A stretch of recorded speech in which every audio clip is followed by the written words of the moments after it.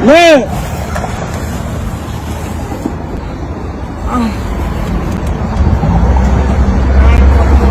You need the ambulance? You need the ambulance? Duo convicted of murder in Mardi Gras shooting. This is Derrick Groves, y'all. Heron's trade, deadly fallout. A jury convicted men of murder connected to a Fat Tuesday 2018 shooting, claimed the lives of 2 victims and wounded 3 more. Jury voted 10-2 to convict Derrick Groves and Kendall Barnes of second-degree murder in the killing of 2 neighborhood men who were celebrating carnival's waning hours on St. Cloud Avenue. Groves and Barnes also convicted in attempted murder of 2 or 3 other men injured in the shooting, which left the street littered with more than 70 shell casings from AK-47 style rifles. Criminal Court Judge Paul Bunner set to hand Barnes 23 and Groves 22 mandatory life prison terms at a November 13th sentencing hearing. Louisiana voters decided last year to require unanimous verdicts in serious felony cases. So that just says that, I think he went to trial for the 4th time. Prosecutors said almost everyone involved in the case had known each other for years. They said Groves and Barnes cut through a parking lot and opened fire at a party packed with men, women, and children in the 5400 block of St. Cloud Avenue. Investigators believe Groves and Barnes had been hired to kill Richard Bam Green, a heroin dealer who said he was partnering with the shooting victims. Green escaped unharmed, but 26-year-old Jamal Robinson, 21-year-old Byron Jackson were killed. 3 other men were wounded, including Robinson's cousin and close friend Eric Robinson. A rival dealer ordered the hit because he believed Green had shot his kinfolks a month before. Prosecutors built their case on the words of cooperating witnesses like Green and Eric Robinson, who were indicted on federal gun and drug charges 3 months after the shooting. Both men were promised leniency in exchange for their testimony. Although defendants said they were in the French court at the time, prosecutors presented cell phone location data, which said their ass was lying. She said, this all just, y'all can read this. Basically what they're saying is that the reason why Derrick Groves and his partner, his crime partner, was at that party and shot all the people, killed 2, it's because the dude that was at the party is a well-known drug trafficker named Bam. So him and his partner was at the party, and Derrick Groves pulled up with his partner, cut through the parking lot, which I'm going to show you in a minute, jumped out, let the AKs go, and shot all them people. And that's what he was locked up for. Now, notice, y'all can keep reading, notice that the dude, the FBI, was had Derrick Groves in the interrogation room. Now this FBI, he had the camera pointed at himself, so who knows what's going on with these people. But back to the story. Before Derrick Groves was even sentenced, they had escaped. Now we're gonna break that escape plan down, and I'm gonna tell y'all what's really going on, because we're gonna get into the story of how all of this started a long time ago, and everything ain't what it appears to be, because it's a lot of people. It's like 3 sets of people that wants Derrick Groves out of here. First of all, the escape happened in the middle of the sheriffs. One sheriff was trying to take the other sheriff out in election time, right? How convenient that one sheriff is trying to get in the office and the other sheriff, this happened under his watch. Now, that's a lot of backstory going on, so we're really going to have to break it down from where it first started at. So I hope y'all with me, because something ain't looking right. Now, like I was going to say, it was 3 sets. First of all, the streets want Derrick Groves dead. I mean, as soon as they found out he had escaped, Man, remember he was messing with them bosses, doing contracts. He murdered a lot of people, so they still out there. Now, the most important thing is that the people at this party, the family members and the dudes, look. You see the dude that had on? Yeah. They said, we're gonna do this ourselves. Yeah, we're gonna get some get back. I don't need y'all or none of that. So that's real story. So that tells y'all there's a lot of things happening when this first happened. Now the second is the police.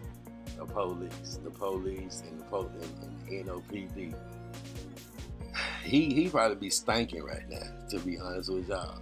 And then the third one is the whoever set this escape up from the inside, because remember I told y'all about election, y'all know when it's political, strange things happen.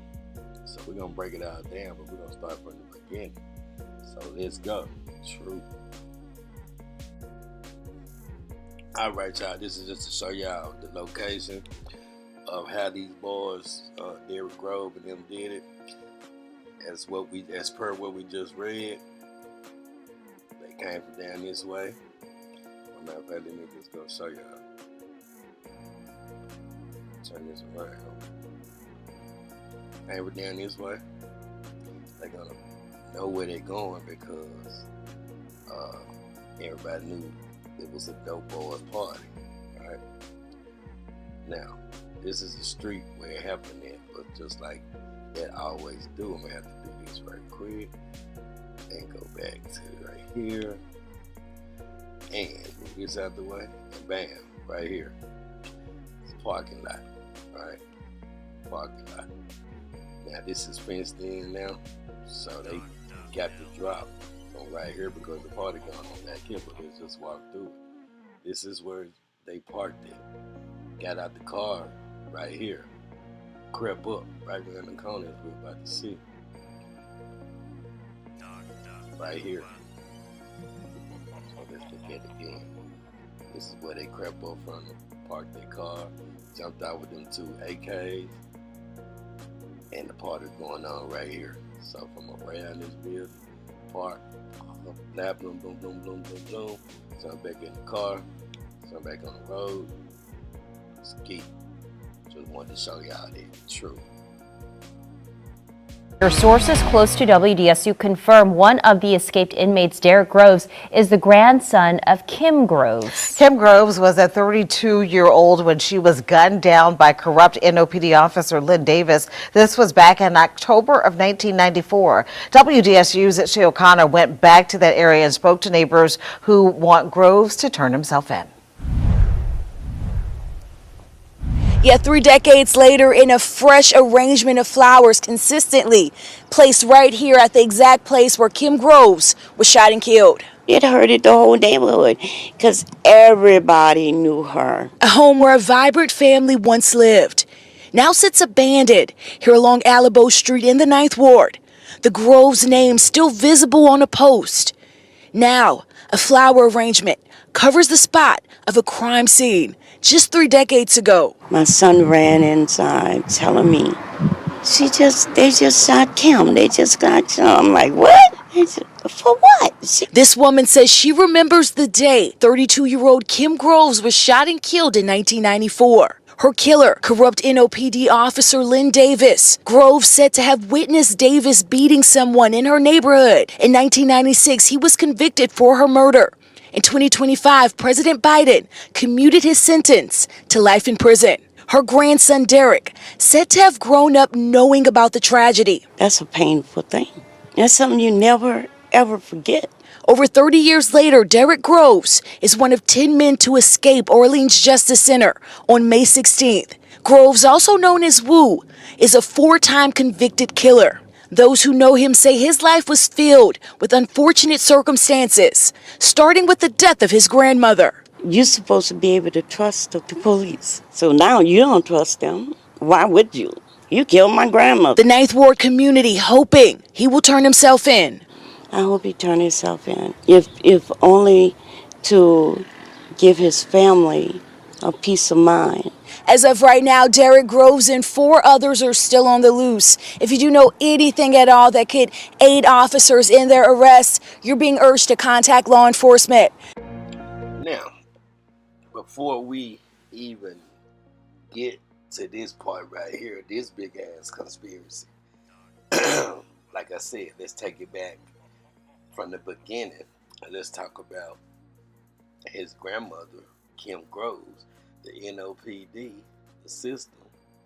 And if y'all really think these escapees, just wait till we get to that part, because this is real strategic. Like the one they just captured, the one that said what they didn't want him to say. They let us out. Boy, we just seen it. We got footage of the. We got the. You ain't got no tools to be taking no steel bars down. You ain't got no saw. They went behind the toilet like El Chapo in a little bitty hole. The bars was cut off already.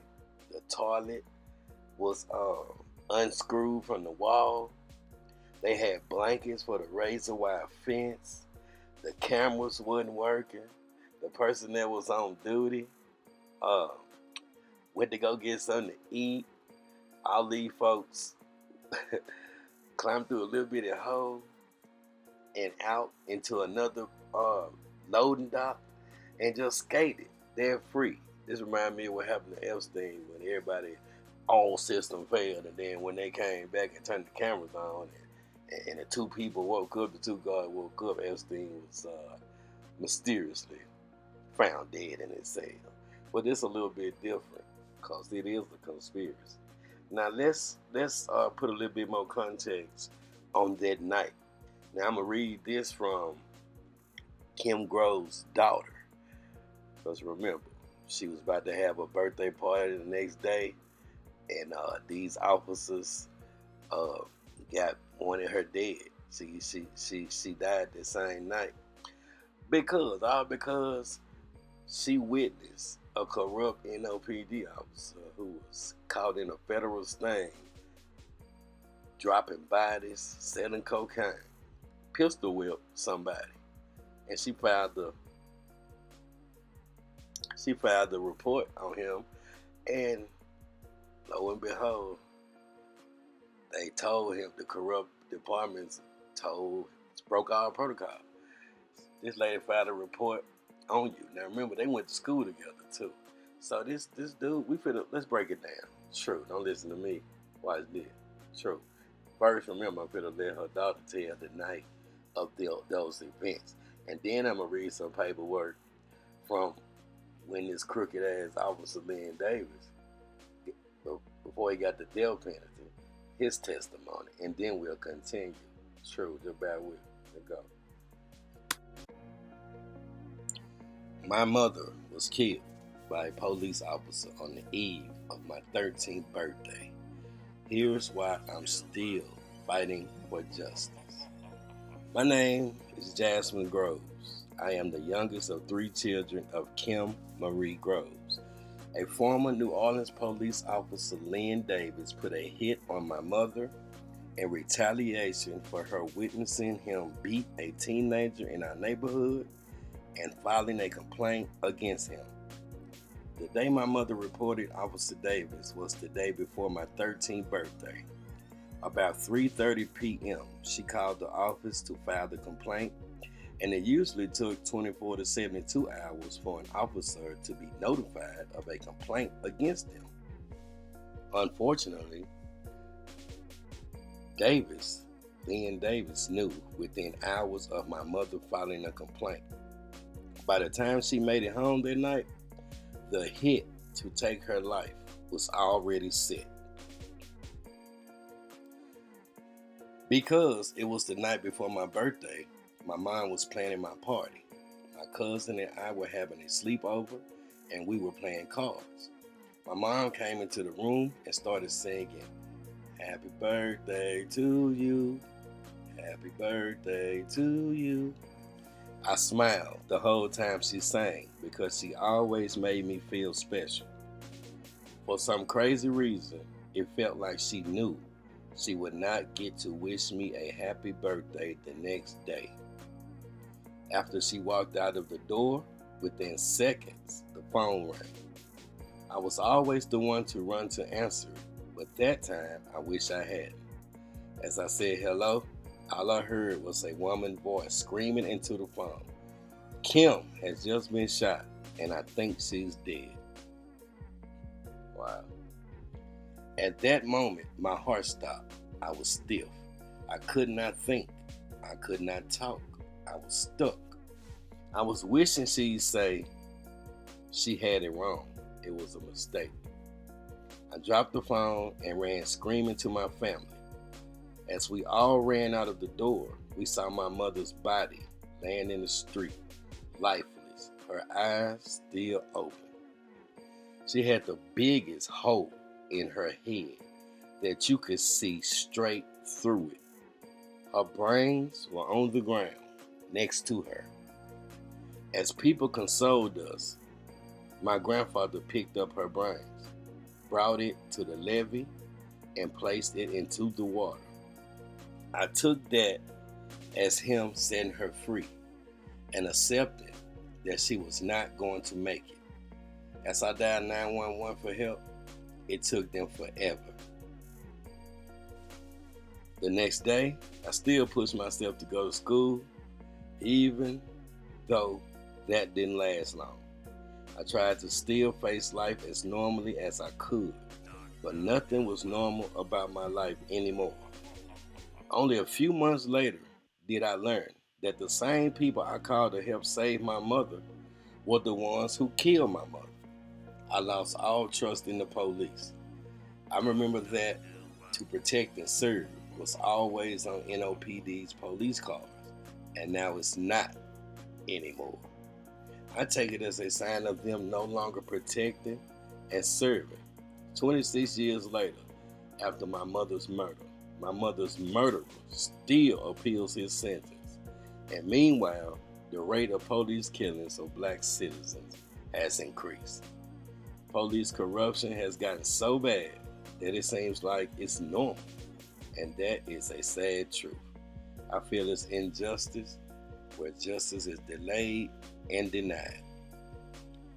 My mother died because she stood up for her civil rights and the young people in the lower ninth ward. Taking a stand should not mean taking a death sentence. In order to stop these justifiable, corrupted cop killings, we need more police to love their job and to take a stand with the people. Our voice must become one. I truly believe that citizens and police officers must trust each other instead of working against each other. Without this happening, all I see is failure and chaos. We cannot have police feeling like they are above the law. Just as police cars have to protect and serve, that should also be reflected in their policies. True that. Let's go. Shout out to Jasmine. On October the 10th, 1994, Kim Groves, witness, an NOPD police officer, pistol whipping her nephew. That quite obviously upset Kim.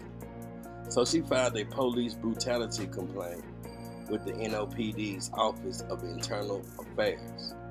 It turns out that the pistol whipper policeman was Lynn Davis.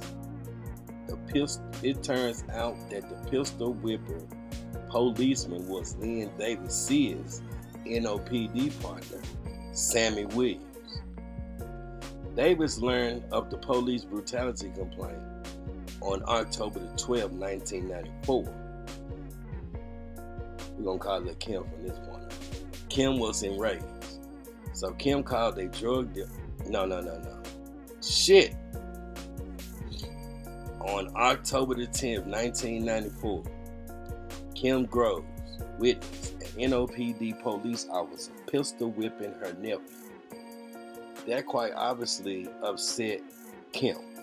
So she filed a police brutality complaint with the NOPD's Office of Internal Affairs. It turns out that the pistol whipper policeman was Lynn Davis's NOPD partner, Sammy Williams. Davis learned of the police brutality complaint on October the 12th, 1994. Davis was enraged, so Davis called a drug dealer named Paul Hardy and asked him to murder Kim. Davis and Hardy routinely exchanged favors. On this occasion, Davis offered to help plan the murder. Then, after Hardy committed it, Davis would cover Hardy's tracks at the crime scene.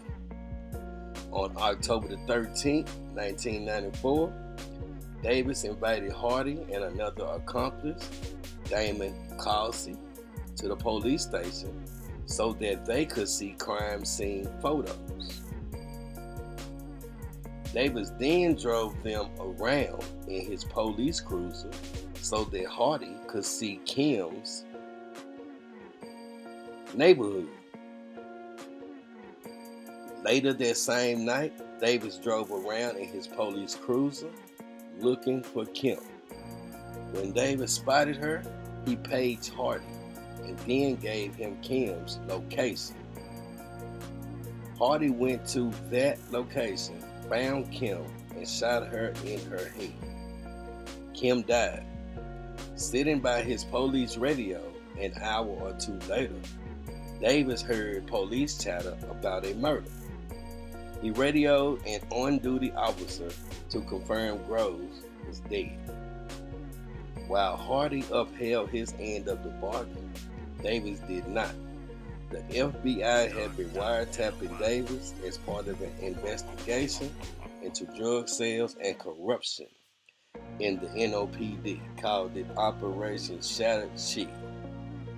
These Shattered Shield recordings included Davis's calls with Hardy and Davis's conversations planning Groves' murder. With this evidence in hand, the government indicted Davis for conspiring to deprive Kim's civil rights. At the trial, the jury heard from Davis's former partner Williams about the plan to murder Kim.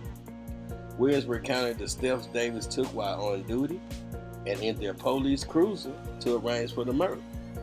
Williams also was with Davis for a number of wiretap phone calls and was able to provide the jury with information about those calls.